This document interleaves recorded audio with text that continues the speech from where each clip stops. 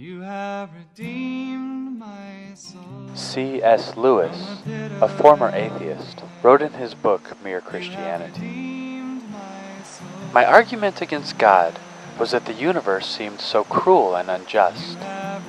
But how had I got this idea of just and unjust? A man does not call a line crooked unless he has some idea of a straight line. What was I comparing this universe with when I called it unjust? If the whole show was bad and senseless from A to Z, so to speak, why did I, who was supposed to be part of the show, find myself in such violent reaction against it? A man feels wet when he falls into water because man is not a water animal. A fish would not feel wet. Of course, I could have given up my idea of justice by saying that it was nothing but a private idea of my own.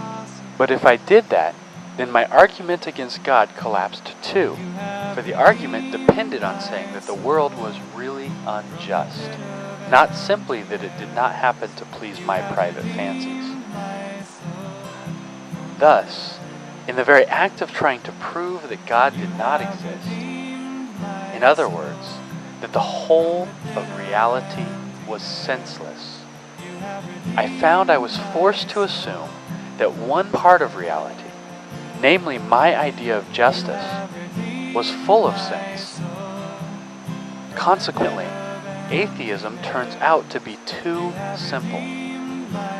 If the whole universe has no meaning, we should never have found out that it has no meaning. Just as, if there were no light in the universe, and therefore no creatures with eyes, we should never know it was dark.